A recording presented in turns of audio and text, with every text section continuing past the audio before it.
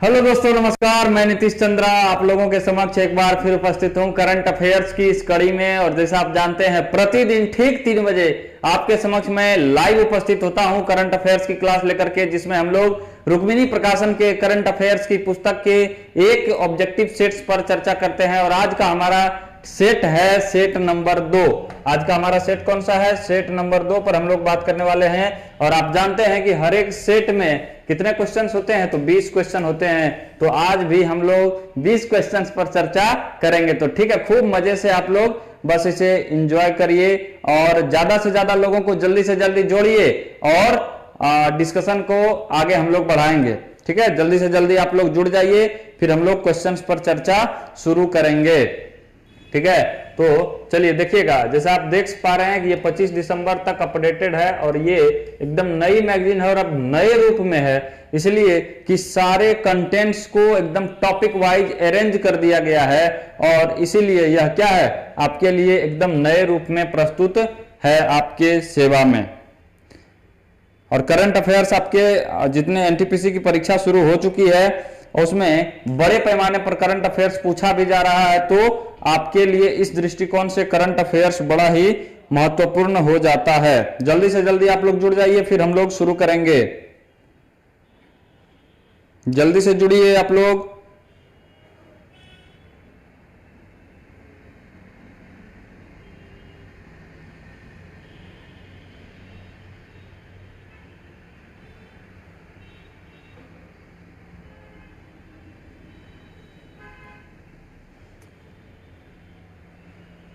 चलिए, लोग जुड़ रहे हैं धीरे धीरे। राहुल सेन लिखे हैं, hello sir. Hello Rahul ji. चलिए जल्दी से जल्दी आप लोग जुड़िए, तो हम लोग शुरू करेंगे सेट नंबर 2 के डिस्कशन को। और सेट नंबर 2 में हमारा पहला क्वेश्चन क्या है, चलिए शुरू करते हैं। पहले क्वेश्चन को देखिएगा। पहला क्वेश्चन क्या कह रहा है? पहला क्वेश्चन है, किस राज्य में विधि विरुद्ध धर्म संपरिवर्तन प्रतिषेध अध्यादेश 2020 जारी किया गया है? तो आपके जैसे कि इसके नाम से ही पता चल रहा है, क्या विधि विरुद्ध धर्म संपरिवर्तन, यानी एक प्रकार से ये लव जिहाद टर्म जो आप सुनते होंगे उसके खिलाफ लाया हुआ यह अधिनियम है। लव जिहाद या विधि विरुद्ध धर्म संपरिवर्तन प्रतिषेध का तात्पर्य है कि जबरन किसी लड़की को बहला फुसला करके या कोई लड़का यदि धर्म छुपा करके किसी लड़की से शादी करता है या उसे किसी प्रकार का ब्लैकमेल करके उससे शादी करता है या उसे ब्लैकमेल करता है, तो ऐसी घटनाओं को रोकने के लिए क्या किया गया है? आपका विधि विरुद्ध धर्म संपरिवर्तन प्रतिषेध जारी किया गया है। और ये किस राज्य में लाया गया है? तो यूपी में लाया गया है। बहुत सारे लोगों का जवाब एकदम सही आ रहा है। ठीक है, चलिए आप लोग जो भी जुड़े हैं आप सभी को नमस्कार। ठीक है, अलग अलग जगह से जो लोग भी प्रणाम नमस्कार कर रहे हैं आप सभी को नमस्कार एक बार में। तो उत्तर प्रदेश इसका सही जवाब हो जाएगा कि इसने क्या किया है? लव जिहाद यानी विधि विरुद्ध धर्म संपरिवर्तन के खिलाफ कानून लाया है योगी जी द्वारा। यानी आपका एकदम लिखा हुआ सही है दीपक जी, योगी आदित्यनाथ यहाँ के क्या है? मुख्यमंत्री हैं। ठीक है, चलिए अगला क्वेश्चन हम लोग देखते हैं। क्वेश्चन नंबर 2 देखिएगा। क्वेश्चन नंबर 2, भारत और अमेरिका ने नवंबर 2020 में परमाणु ऊर्जा सहयोग समझौता ज्ञापन कितने वर्ष के लिए विस्तारित किया है? इससे एक चीज ये क्लियर है कि परमाणु ऊर्जा सहयोग समझौता किन किन देशों के बीच है? तो भारत और अमेरिका के बीच है। परमाणु ऊर्जा सहयोग समझौता भारत और अमेरिका के बीच है। और ये पहली बार कब हुआ था? तो 2005 में ये समझौता पहली बार हुआ था। कब हुआ था? 2005 में पहली बार।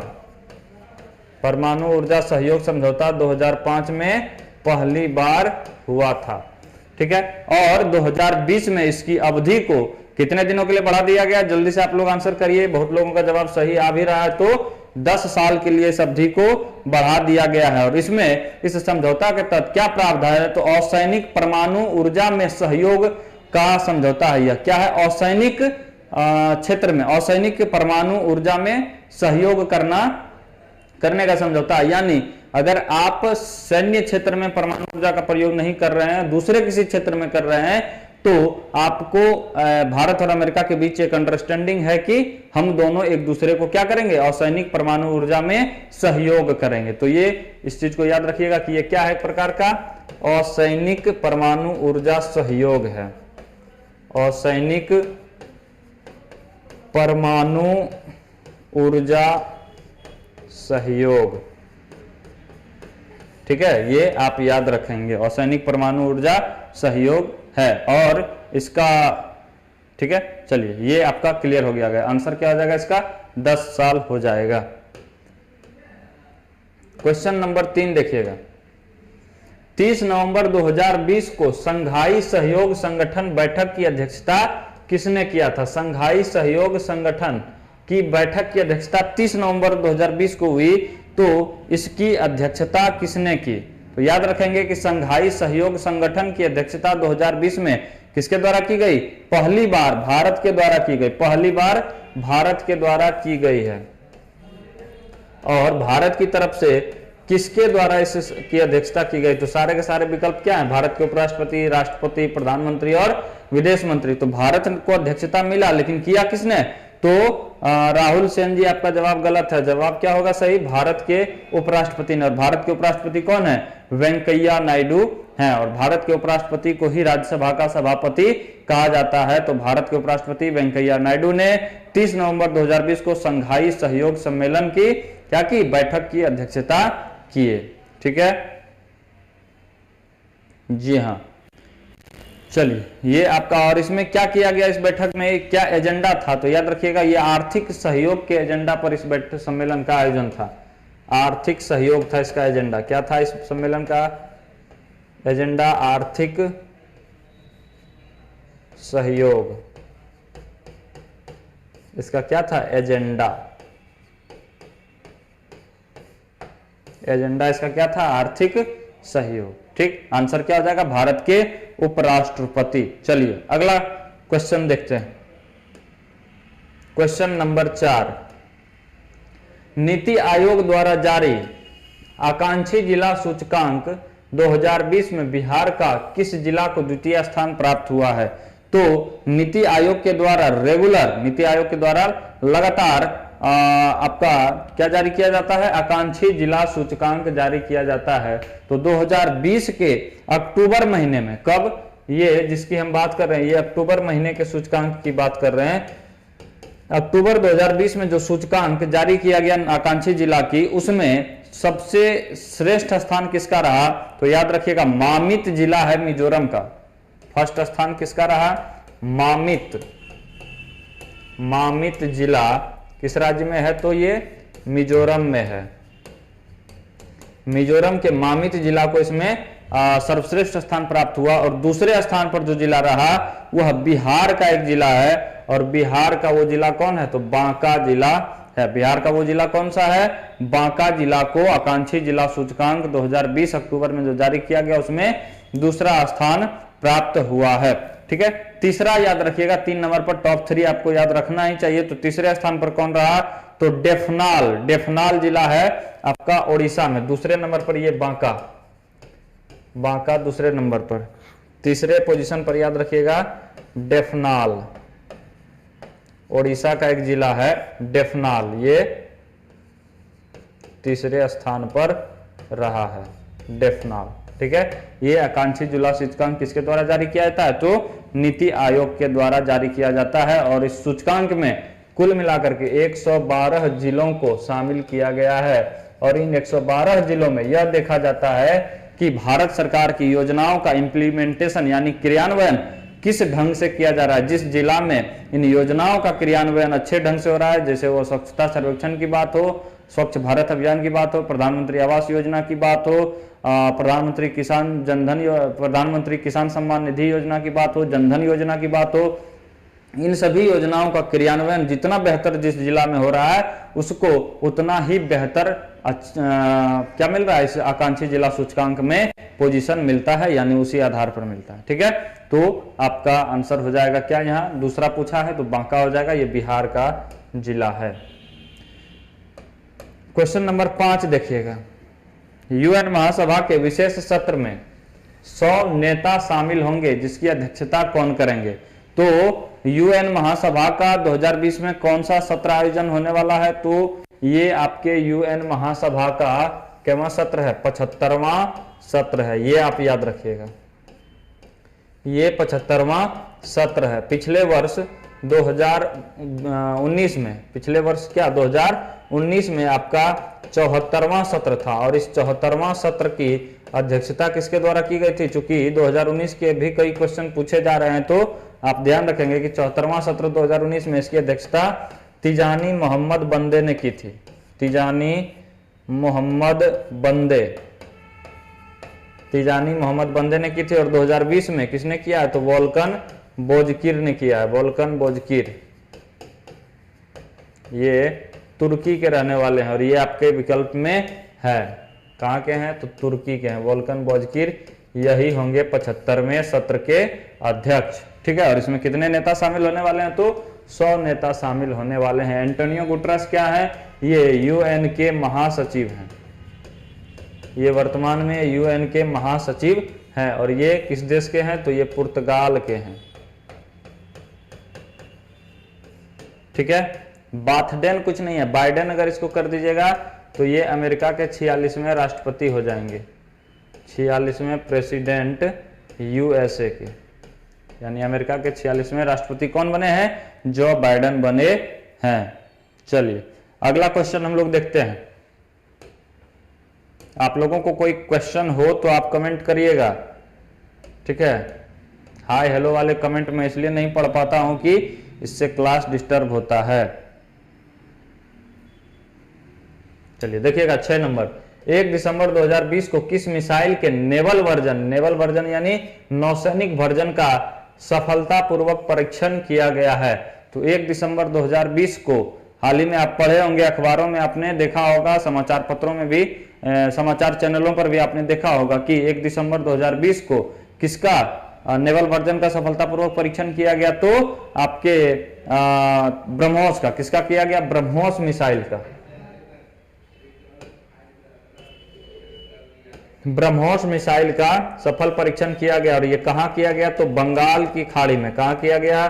बंगाल की खाड़ी में ब्रह्मोस का सफल परीक्षण किया गया, और ये क्या है? नेवल वर्जन है, यानी नौसैनिक वर्जन है। ठीक है, इसके बारे में आप याद रखिएगा कि इसकी मारक क्षमता जो होगी, इसका स्ट्राइक रेंज जो होगा इस ब्रह्मोस मिसाइल के नेवल वर्जन का, ये 300 किलोमीटर तक होगा। ये क्या होगा? 300 किलोमीटर तक इसका स्ट्राइक रेंज 300 किलोमीटर तक होगा। ठीक है, अब अन्य विकल्पों में देखिएगा तो पृथ्वी 3 है। पृथ्वी 3 क्या है? यह भी आपका एक मिसाइल है, और ये सतह से सतह पर मार करने वाली मिसाइल है। अन्य देखिएगा रुद्रम, तो ये इसका भी हाल ही में परीक्षण किया गया, सफल परीक्षण। और रुद्रम क्या है? तो आपका भारत की पहली एंटी रेडिएशन मिसाइल है। भारत की पहली एंटी रेडिएशन मिसाइल है। कौन? रुद्रम। ये आपको बीपीएससी में ये प्रश्न हाल ही में 27 दिसंबर को जो परीक्षा हुई थी उसमें पूछा गया था कि भारत की पहली एंटी रेडिएशन मिसाइल कौन है? तो कौन सी है? रुद्रम आपका ये आंसर होता। त्रिशूल, ये भी आपका एक मिसाइल है जो जमीन से हवा में, यानी सतह से हवा में मार करने में सक्षम है। सतह से हवा में मार करने में सक्षम मिसाइल है। कौन? त्रिशूल। और एक आकाश होता है जो कि क्या करती है? जमीन से हवा में मार करने वाली मिसाइल है। चलिए अगला क्वेश्चन देखते हैं।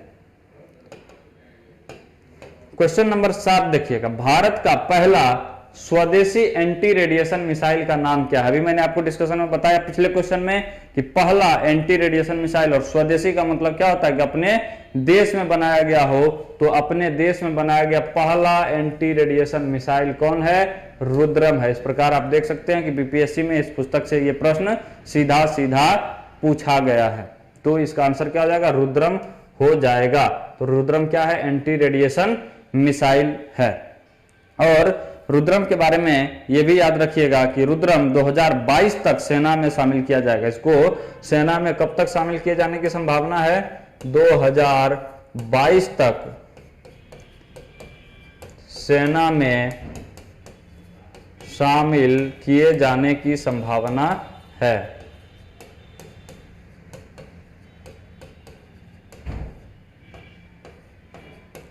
2022 तक कहां सेना में शामिल किए जाने की संभावना है। खंडेरी आपके विकल्प में है, तो खंडेरी क्या है? खंडेरी आपके स्कॉर्पियन श्रेणी की दूसरी पनडुब्बी है। स्कॉर्पियन श्रेणी की दूसरी पनडुब्बी है कौन? INS खंडेरी, स्कॉर्पियन श्रेणी की सेकंड पनडुब्बी। INS चक्र आपके विकल्प में है। INS चक्र भी क्या है? आपका एक पनडुब्बी है। INS चक्र भी एक पनडुब्बी है। और आकाश एक क्या है? मिसाइल है जो जमीन से हवा में मार करने में सक्षम है। कहां से कहां? जमीन से हवा में। हमने आपको दो मिसाइल बताया जो सतह से हवा में मार कर सकती है, और उसके लिए हमने आपको एक ट्रिक भी बताया था, आत्री। याद रखिएगा, क्या याद रखिएगा? आत्री। आप और आकाश और त्रि से त्रिशूल, ये दोनों कहां से कहां? सतह से हवा में मार करने में सक्षम है। सतह से हवा में मार करने में सक्षम है। ठीक है, चलिए। सरोज कुमार लिखे हैं प्लेलिस्ट नहीं है। प्लेलिस्ट है सरोज कुमार यादव जी, रुक्मिणी प्रकाशन यूट्यूब चैनल, प्लेलिस्ट में जाइएगा। करंट अफेयर्स का एक प्लेलिस्ट बना हुआ है, वहां आपको सारे वीडियोज करंट अफेयर्स के मिल जाएंगे।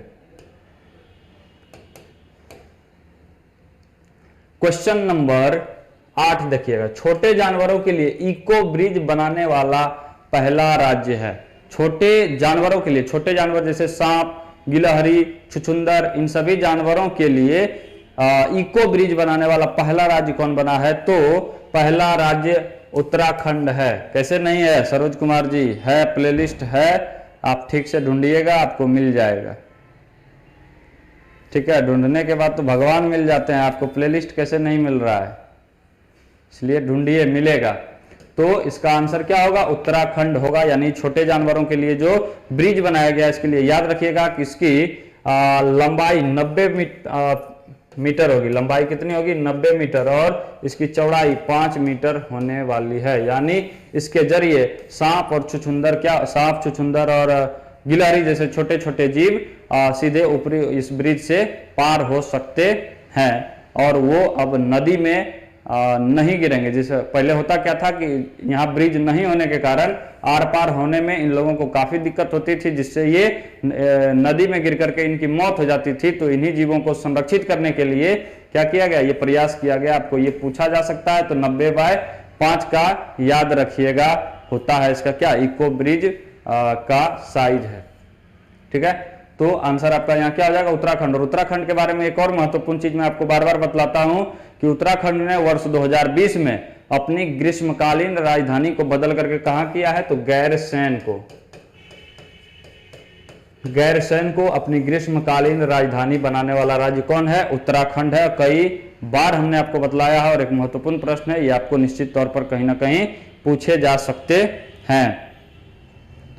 आपके बुक से NTPC में भी पूछा जा रहा है, हर जगह पूछा जा रहा है रोशन कुमार जी। BPSC में भी हमने खूब सारे प्रश्न लड़ाए हैं, 32 प्रश्न, 42 प्रश्नों में 32 प्रश्न करीबन BPSC में इस किताब से रहे हैं। इससे पहले भी हमने आपको कई वीडियोज के माध्यम से बतलाया है कि इन्फोर्समेंट SI की परीक्षा में 15 में से 12 प्रश्न हमने दिए, इस किताब से लड़ाए थे।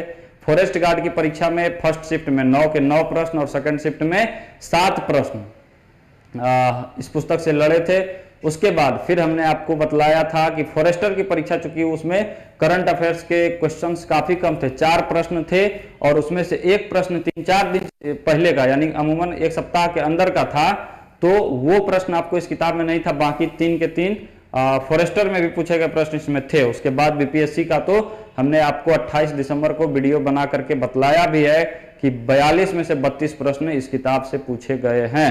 तो NTPC हो या अन्य कोई परीक्षा हो, खूब सारे प्रश्न पूछे जा रहे हैं। आप एक बार बहुत अच्छे से इसको बना लें और इसे पढ़ लें, आपको करंट अफेयर्स में विशेष दिक्कत नहीं होगा, ऐसी हमारी उम्मीदें हैं। चलिए बढ़ते हैं अगले प्रश्न की तरफ। क्वेश्चन नंबर 9 देखिएगा। हाल ही में टाटा समूह ने किस राज्य में 5000 करोड़ रुपए का निवेश करने की घोषणा की है? टाटा समूह ने किस राज्य में 5000 करोड़ रुपए निवेश करने की घोषणा की है? तो टाटा समूह किस राज्य में निवेश करेगा, ये आप लोग कमेंट करके फटाफट बताइए। ठीक है, फटाफट करके कमेंट करके बताइए। और याद रखिएगा कि टाटा समूह के चेयरमैन जो हैं, टाटा समूह के चेयरमैन वर्तमान में जो हैं वो नटराजन चंद्रशेखरन है। कौन है?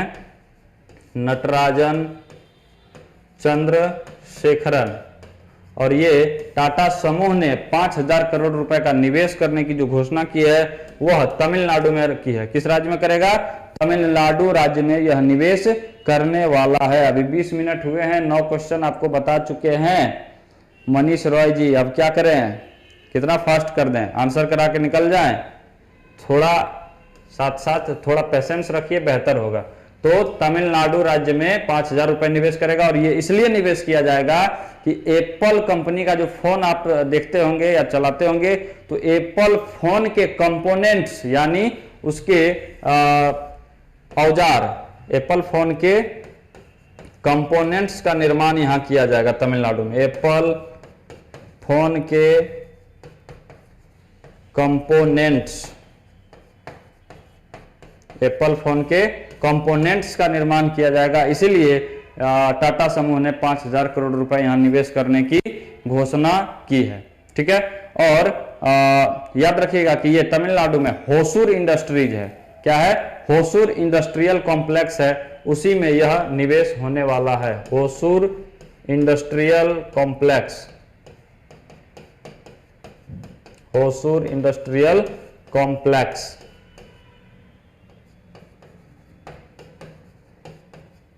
उसमें यह निवेश होने वाला है। चलिए अगले क्वेश्चन की तरफ बढ़ते हैं। क्वेश्चन नंबर 10, वर्ष 2020 में सर्वश्रेष्ठ शासित राज्य का दर्जा किसे दिया गया है? सर्वश्रेष्ठ शासित राज्य मतलब गुड गवर्नेंस, सबसे अच्छा गवर्नेंस किस राज्य का रहा है? ठीक है, तो इस मामले में ये जो सूची जारी की जाती है वह पब्लिक अफेयर्स सेंटर द्वारा जारी किया जाता है। किस संस्था द्वारा जारी किया जाता है? पब्लिक अफेयर्स, पब्लिक अफेयर्स नामक संस्था द्वारा ये सूची जारी की जाती है। और इसमें जो सबसे श्रेष्ठ शासित राज्य है वो कौन सा है? केरल है। यानी सबसे अच्छा शासन किस राज्य का है? तो केरल राज्य का है। मैथ और रीजनिंग का तैयारी कर रहे हैं, जीके हमको नहीं है तो साइंस और करंट और स्टैटिक्स कर लेंगे तो हो जाएगा एनटीपीसी में बेड़ा पार। या जीके याद करना होगा। जीके आपको स्टैटिक अगर आप पढ़ लेते हैं तो बहुत ज्यादा इधर उधर से नहीं पूछ रहा, स्टैटिक जीके से आपका काम हो जाना चाहिए जीके पोर्शन का। वैसे आपको थोड़ा बहुत देखना चाहिए, किसी भी विषय को नजरअंदाज करना आज के प्रतिस्पर्धा की जो युग है इसमें आपको भारी पड़ सकता है, क्योंकि एक एक मार्क्स आपको पॉइंट में कुछ मार्क्स आपको आपकी सफलता से दूर कर सकता है। तो आपको किसी भी विषय को हल्के में नहीं लेना चाहिए और उसे हर विषय को सीरियसली एक बार ठीक से पढ़ लेना चाहिए, तैयार कर लेना चाहिए। ठीक है, क्योंकि आप कई प्रकार की परीक्षाएं भी देते हैं, आप किसी एक परीक्षा पर निर्भर है नहीं, तो आपको हर प्रकार के सेक्शन को पढ़ ही लेना चाहिए ताकि आप जो भी परीक्षा देने जाएं उस व्यवस्था में उस अनुकूल आप ढल जाएं। ठीक है, तो सर्वश्रेष्ठ शासित राज्य की बात करें तो कौन सा है? केरल है। बड़े राज्यों में सबसे खराब प्रदर्शन की बात करें तो आपके विकल्प में उत्तर प्रदेश है। ये बड़े राज्यों में सबसे निचले स्थान पर है। गुड गवर्नेंस के मामले में बड़े राज्यों में सबसे निचले स्थान पर है, सबसे नीचे है। कौन? उत्तर प्रदेश। और आपका ओवरऑल में बात करें, हम ओवरऑल रैंकिंग की बात करें तो इसमें ओडिशा और बिहार सबसे नीचे है। कौन? ओडिशा और बिहार सबसे निचले पायदान पर है। यानी सबसे अच्छी शासन कहां देखने को मिल रही है? तो ये केरल में है। और सबसे खराब शासन की बात करें ओवरऑल तो ओडिशा और बिहार में। ठीक है, और बड़े राज्यों में सबसे खराब शासन कहां है? तो ये उत्तर प्रदेश में है।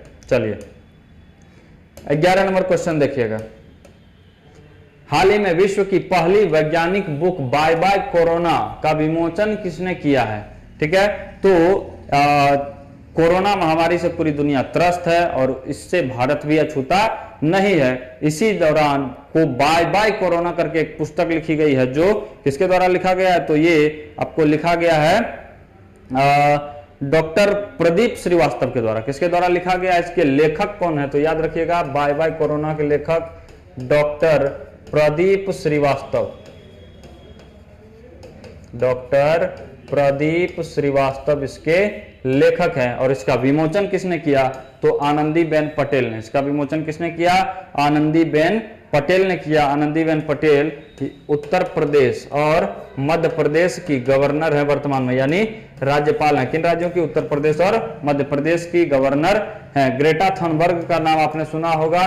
ग्रेटा थनबर्ग आपके स्वीडन की एक बच्ची हैं जिन्होंने क्या किया था, जलवायु परिवर्तन को लेकर के आवाज बुलंद किया था और ये पूरे विश्व में चर्चा का विषय रही। और टाइम्स पत्रिका ने 2019 में इनको time magazine of the year भी घोषित किया था। Time magazine of the year भी घोषित किया था। किनको, ग्रेटा थनबर्ग को। मलाला यूसुफजाई कहां की हैं, तो ये पाकिस्तान की हैं और ये पाकिस्तान में बच्चियों की शिक्षा को लेकर के आवाज बुलंद करने का काम करती रही हैं। चलिए अगला क्वेश्चन देखते हैं, क्वेश्चन नंबर 12। T20 क्रिकेट में 1000 छक्के लगाने वाले पहले क्रिकेटर बने हैं। ठीक है, तो T20 क्रिकेट में आप ऑप्शन देख के आसानी से इसको छांट सकते हैं और बना सकते हैं कि सबसे ज्यादा ताबड़तोड़ छक्के मारने वाला खिलाड़ी कौन है, तो ये क्रिस गेल है। ये कहां के बल्लेबाज हैं, वेस्ट इंडीज के बल्लेबाज हैं। ये वेस्ट इंडीजियन क्रिकेटर हैं और इन्होंने हाल ही में आईपीएल के 13वें संस्करण में किंग्स 11 पंजाब की तरफ से खेलते हुए, किसके तरफ से खेलते हुए, किंग्स 11 पंजाब की तरफ से खेलते हुए ये 1000 छक्कों का रिकॉर्ड को क्या किया, पार किया। और ऐसा करने वाले ये विश्व के पहले बल्लेबाज बने हैं। इनके नाम वर्तमान में T20 में 1001 छक्के हैं। T20 में कितने छक्के हैं, 1001 छक्के अब तक इन्होंने लगाए हैं। ठीक है, बाकी आपके ऑप्शंस जो हैं ये सभी के सभी भारतीय हैं। और भारत की तरफ से T20 में सबसे अधिक छक्के लगाने वालों की बात करें तो इसमें रोहित शर्मा का नाम अव्वल दर्जे पर है। किसका नाम, आपका रोहित शर्मा का नाम सबसे अव्वल नंबर पर है। रोहित शर्मा ने अब तक कुल 115 छक्के लगाए हैं। रोहित शर्मा ने कितने, 115 छक्के, ये केवल T20 का है। ठीक है, विराट कोहली की बात करें तो विराट कोहली ने T20 में 58 छक्के 58 छक्के लगाए हैं और शिखर धवन ने 46 लगाए हैं। यानी भारत की तरफ से सर्वाधिक छक्के T20 में लगाने का रिकॉर्ड रोहित शर्मा के नाम और विश्व में किसके नाम, क्रिस गेल के नाम है। और विश्व में दूसरे नंबर पर जो सबसे अधिक छक्के लगाने वाले हैं वो वेस्ट इंडीज के ही बल्लेबाज कीरोन पोलार्ड हैं। कैरन पोलार्ड या कीरोन पोलार्ड इनका नाम है, इन्होंने लगाए हैं। और इनके नाम, कैरन पोलार्ड के नाम तकरीबन 600 से अधिक 690 के आसपास छक्के इनके नाम दर्ज हैं। ठीक है, चलिए 13 नंबर क्वेश्चन देखिएगा। हालिया रिपोर्ट के मुताबिक प्लास्टिक कचरे के उत्पादन में कौन सा देश शीर्ष स्थान पर है। आप जानते हैं कि प्लास्टिक क्या है, प्लास्टिक नॉन बायोडिग्रेडेबल है, यानी ये सड़ता नहीं है, ये नष्ट नहीं होता है। तो ऐसे प्लास्टिक कचरे पूरी दुनिया के लिए सरदर्द का विषय बने हुए। और ऐसी स्थिति में एक रिपोर्ट जारी की गई है और इस रिपोर्ट में सबसे अधिक प्लास्टिक कचरे का उत्पादन कौन कर रहा है, तो ये अमेरिका कर रहा है। कौन कर रहा है, ये अमेरिका सबसे अधिक प्लास्टिक कचरे का उत्पादन कर रहा है। पूरे विश्व स्तर पर बात करें तो पूरे विश्व स्तर के प्लास्टिक कचरे का 17% प्लास्टिक कचरा कौन उत्पादित कर रहा है, अकेले अमेरिका उत्पादित कर रहा है। और ये लगभग 22 लाख मीट्रिक टन प्लास्टिक का कचरा उत्पादित करता है। कितना, 22 लाख मीट्रिक टन प्लास्टिक का कचरा उत्पादित करता है कौन, अकेले अमेरिका। अब इस प्लास्टिक कचरे को कई देश क्या करते हैं कि उसे समुद्र में डंप कर देते हैं, समुद्र में फेंक देते हैं। तो इसी को हम तटीय समुद्री कचरा कहते हैं। और ये उत्पन्न करने के मामले में तटीय समुद्री कचरा उत्पन्न करने के मामले में 1 नंबर पर चीन है। तटीय समुद्री कचरा बोले तो 1 नंबर पर चीन है। दूसरे स्थान पर इंडोनेशिया है। दूसरे स्थान पर कौन है, इंडोनेशिया। तीसरे स्थान पर याद रखिएगा कि अमेरिका तटीय कचरा उत्पन्न करने के मामले में तीसरे स्थान पर है। और ये कुल अपने 22 लाख मीट्रिक टन प्लास्टिक कचरा जो उत्पादन करता है, इसका 15 लाख मीट्रिक टन समुद्री कचरा क्या करता है, ये प्लास्टिक कचरा समुद्र में फेंक देते हैं। ठीक है, चलिए अगला प्रश्न देखते हैं। Question number 14। क्वेश्चन नंबर 14 देखिएगा, हाल ही में किस टाइगर रिजर्व में पहली बार महिलाओं को गाइड के तौर पर नियुक्त किया गया है? गाइड करने वाला मतलब देख रेख करने के मामले में पहली बार महिलाओं को गाइड के तौर पर किस टाइगर रिजर्व में नियुक्त किया गया है? तो याद रखिएगा Corbett tiger reserve. Corbett tiger reserve कहां है? तो कॉर्बेट टाइगर रिजर्व उत्तराखंड में स्थित है। कहां स्थित है? उत्तराखंड में स्थित है। और इस कॉर्बेट के नाम से एक आपका राष्ट्रीय उद्यान भी है, जिसका पुराना नाम क्या था? Hailey national park. क्या था नाम इसका? Hailey national park. और हैली नेशनल पार्क भारत का पहला नेशनल पार्क था, जिसकी स्थापना 1936 में की गई थी। आपका अन्य विकल्प देखिएगा तो कान्हा टाइगर रिजर्व कहाँ है? कान्हा टाइगर रिजर्व मध्य प्रदेश में है। दुधवा टाइगर रिजर्व कहाँ है? तो ये आपका उत्तर प्रदेश में है। बुक्सा टाइगर रिजर्व कहाँ है? तो ये आपके पश्चिम बंगाल में है। बुक्सा टाइगर रिजर्व कहाँ है? पश्चिम बंगाल में है। चलिए अगला क्वेश्चन देखिएगा, क्वेश्चन नंबर 15। क्वेश्चन नंबर 15 देखिएगा, भारत ने किस देश की सशस्त्र सेना से 11,000 क्लोड वेदर क्लोथिंग सिस्टम खरीदने की घोषणा की है? कोल्ड वेदर क्लोथिंग, इसका मतलब क्या होता है? बड़ा अच्छा टर्म है, समझिएगा इसको। कोल्ड वेदर क्लोथिंग क्या होता है? यह एक प्रकार का कुहासे का आवरण कह सकते हैं। क्या कुहासा आप समझते हैं? ठंड के दिनों में जो अभी लग रहा होगा आपके गांव घर में, तो कुहासे का एक आवरण होता है जो ऊपर एक क्या करती है? परत का निर्माण करती है, जो नीचे के तापमान को भी पूरा घटा देती है। और यह ऊपर से ऐसे आवरण का निर्माण करती है कि यह सैटेलाइट्स वगैरह के रेंज से बाहर होती है। इसके ऊपर से यदि कोई सैटेलाइट गुजर भी जाए तो वह यह नहीं देख पाएगी कि इस आवरण के नीचे क्या हो रहा है, क्योंकि उसको बहुत ज्यादा ही कुहासे का आवरण दिखेगा। इस कारणवश वह भ्रमित हो जाएगा और उसे यह पता नहीं चल पाएगा कि उसके नीचे क्या हो रहा है। और इस तरह से आप इसका उपयोग दूसरी तरह से भी किया जा सकता है कि चारों तरफ बाउंड्री लाइंस के किनारों में भी आप इसका उपयोग कर सकते हैं, जिससे कि आपके सीमा के अंदर की गतिविधियों को कोई अन्य देश न देख सके। तो यही होता है आपका क्या? Cold weather clothing system. ठीक है, और कोल्ड वेदर क्लोथिंग सिस्टम की कितनी संख्या में? 11,000 की संख्या में। भारत किस देश से खरीदेगा? तो अमेरिका से खरीदेगा। और अमेरिका के बारे में आपको यह भी जान लेना चाहिए कि भारत ने 2019-20 के सत्र में सबसे अधिक आयात निर्यात यानी व्यापार सबसे ज्यादा किस देश के साथ किया है? तो अमेरिका के साथ ही सबसे ज्यादा व्यापार किया है। यानी भारत का सबसे बड़ा व्यापारिक भागीदार देश कौन है? अमेरिका है। सबसे बड़ा व्यापारिक भागीदार अमेरिका ही है। इस सूची में दूसरे स्थान पर कौन है? तो ये संयुक्त अरब अमीरात यानी यूएई है। और ये प्रश्न आपको पूछा गया था बीपीएससी की 27 दिसंबर की परीक्षा में। ठीक है, चलिए अगला क्वेश्चन देखते हैं। 16 नंबर प्रश्न देखिएगा, क्या है 16 नंबर का प्रश्न? अगला 16 नंबर का प्रश्न है, किस राज्य ने 1 नवंबर 2020 को अपना 65वां स्थापना दिवस मनाया है? तो 1 नवंबर को कई सारे राज्यों का स्थापना दिवस है। 1 नवंबर को ही आपके हरियाणा राज्य का भी स्थापना दिवस है। ठीक है, तो ये आपको 1 नवंबर 1956 को 1 नवंबर 1900, सबसे पहले इसको देख लीजिएगा। आपका मध्य प्रदेश का 65वां स्थापना दिवस मनाया गया था 1 नवंबर को। तो मध्य प्रदेश का स्थापना कब किया गया था? मध्य प्रदेश राज्य की स्थापना आपको 1956 में की गई थी। कब की गई थी? 1 नवंबर 1956 ईस्वी को की गई थी। और आपका हरियाणा 1 नवंबर 1966 को स्थापित हुआ था। यानी इन दोनों राज्यों की स्थापना 1 नवंबर को ही हुई थी। ठीक है, राजस्थान की बात कर लें तो राजस्थान की स्थापना 30 मार्च 1949 ईस्वी को हुई थी। कब हुई थी? 30 मार्च 1949 को। 30 मार्च 1949 को। और झारखंड की स्थापना 15 नवंबर 2000 ईस्वी को हुई थी। ठीक है, 2000 ईस्वी में 3 राज्य बने थे 1 नवंबर, 9 नवंबर और 15 नवंबर। छत्तीसगढ़ 1 नवंबर 2000 को, उत्तराखंड आपका 9 नवंबर 2000 को और झारखंड 15 नवंबर 2000 को बने थे। क्या अलग राज्य के रूप में ये अस्तित्व में आए थे। 17 नंबर प्रश्न देखते हैं। हाल ही में सर शॉन कॉनरी का निधन हुआ है। किनका निधन हुआ है?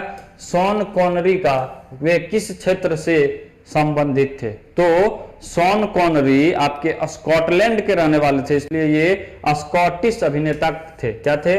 स्कॉटलैंड के रहने वाले थे और पेशे से क्या थे? तो अभिनेता थे, इसलिए इनका क्या क्षेत्र होगा? तो अभिनय का क्षेत्र होगा, यानी ये अभिनेता थे।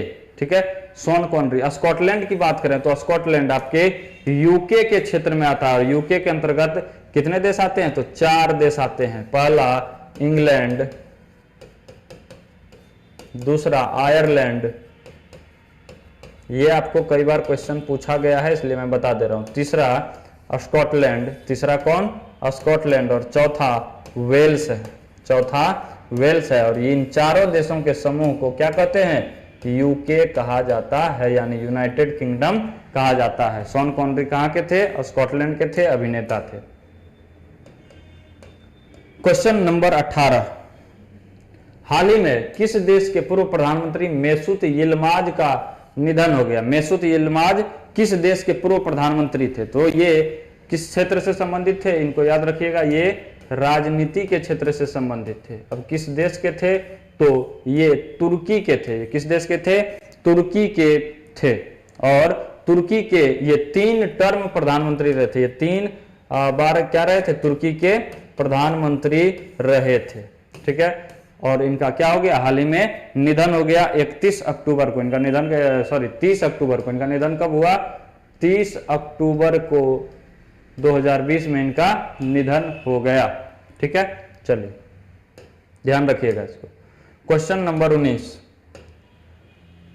लोक सेवा आयोग की परीक्षाओं में ट्रांसजेंडर को शामिल करने वाला पहला राज्य कौन बना है? ठीक है, तो ट्रांसजेंडर क्या होता है? जो ना महिला होता है, जो ना पुरुष होता है, जिसको थर्ड जेंडर हम कहते हैं। ट्रांसजेंडर को क्या कहते हैं? थर्ड जेंडर कहते हैं। इस थर्ड जेंडर को राज्य लोक सेवा आयोग की परीक्षा में मान्यता देने वाला पहला राज्य भारत का कौन बना है? तो ये पहला राज्य आपका कौन है? असम है। ये पहला राज्य कौन है? असम है। असम ने हाल ही में 2020 में ट्रांसजेंडरों को भी राज्य लोक सेवा आयोग की परीक्षाओं में शामिल होने के लिए मान्यता दिया और इसमें कुल मिलाकर 42 ट्रांसजेंडरों ने आवेदन किया। यानी कहीं ना कहीं ट्रांसजेंडर्स वर्ग में भी काबिलियत होती है, वह भी मनुष्य ही होता है। तो इसीलिए उसके मानवाधिकारों का सम्मान करने के लिए असम सरकार के द्वारा यह फैसला किया गया। आपको मैं बता दूं कि यूपीएससी, जो संघ लोक सेवा आयोग के नाम से जानी जाती है, संघ लोक सेवा आयोग ने पहले ही ट्रांसजेंडरों को यह अधिकार दे दिया है। अब असम राज्य की सरकार ने राज्य लोक सेवा आयोग में शामिल करके पहला राज्य होने का गौरव हासिल किया है। ठीक है, राज्य लोक सेवा आयोग के बारे में याद रखिएगा कि ये एक प्रकार का संवैधानिक पद होता है। राज्य लोक सेवा आयोग का गठन अनुच्छेद 315 के तहत, ठीक है, लोक सेवा आयोग किसी भी प्रकार का बोले, संघ लोक सेवा आयोग, राज्य लोक सेवा आयोग या संयुक्त राज्य लोक सेवा आयोग, यानी जब 2 या 2 से अधिक राज्यों को मिला करके संयुक्त एक लोक सेवा आयोग का गठन किया जाए तो इसी को क्या कहते हैं? संयुक्त राज्य लोक सेवा आयोग कहते हैं। और इस संयुक्त लोक सेवा आयोग, संघ लोक सेवा आयोग और राज्य लोक सेवा आयोग के गठन का प्रावधान किस अनुच्छेद में है? अनुच्छेद 315 में है। चलिए अगले प्रश्न की तरफ बढ़ते हैं। अगला प्रश्न हमारा है क्वेश्चन नंबर 20। भारत और कनाडा के शोधकर्ताओं ने किस सभ्यता में डेयरी उत्पादन के साक्ष्य ढूंढे हैं? डेयरी उत्पादन के साक्ष्य मतलब दूध दही उत्पादन के साक्ष्य ढूंढे हैं। किस सभ्यता में? तो किन किन देशों के? भारत और कनाडा के शोधकर्ताओं ने किया है। तो आपका भारतीय सभ्यता जो है, भारत की सबसे प्राचीनतम सभ्यता जो है सिंधु घाटी की सभ्यता। लोग कहते हैं इतिहास में करंट नहीं होता, लेकिन याद रखिए करंट में इतिहास जरूर है। ठीक है, तो कनाडा और भारत के शोधकर्ताओं ने कहा सिंधु घाटी सभ्यता में डेयरी उत्पादन यानी दूध दही उत्पादन के साक्ष्य ढूंढे हैं। और ये आपको गुजरात में एक स्थल है कोटड़ा भदली। ये क्या स्थान है गुजरात में? सिंधु घाटी सभ्यता के अंतर्गत आप जानते हैं कि भारत के राजस्थान, गुजरात इत्यादि राज्य शामिल हैं। तो इसमें आपके गुजरात राज्य में, गुजरात में कोटड़ा भदली, कोटड़ा भदली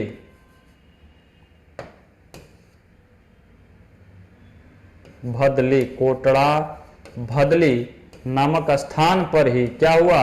डेयरी उत्पादन का साक्ष्य मिला है। और इस डेयरी उत्पादन का साक्ष्य किस आधार पर खोजा गया? तो आपको ये कार्बन 16 एवं कार्बन 18, ठीक है, कार्बन 16 एवं कार्बन 18 के द्वारा इसका पता लगाया गया।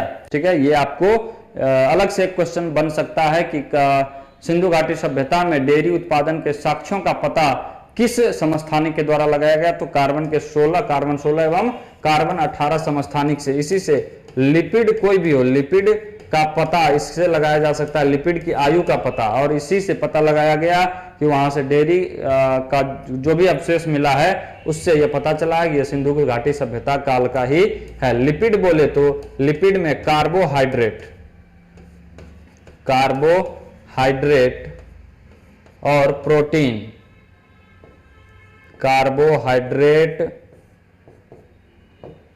और plus protein, carbohydrate plus protein होता है। लिपिड को ही साधारणतया वसा भी कह दिया जाता है, लिपिड को ही साधारणतया वसा भी कहा जाता है।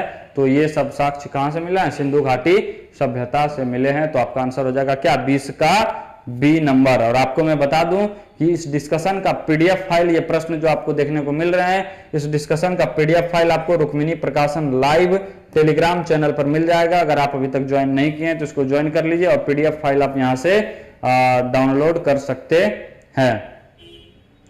न्यू बुक में दिसंबर तक अपडेट है, करंट एकदम अपडेटेड है, और इसमें पूरा 2019 का करंट अफेयर्स है, केवल दिसंबर का नहीं बल्कि जनवरी टू दिसंबर का करंट अफेयर्स इसमें है, पूरे 2020 का। और कुछ कुछ चीजें जो 2019 की हैं, महत्वपूर्ण है, पूछे जा सकने जैसे लगे हैं हमने उन प्रश्नों को भी इसमें समाहित किया है।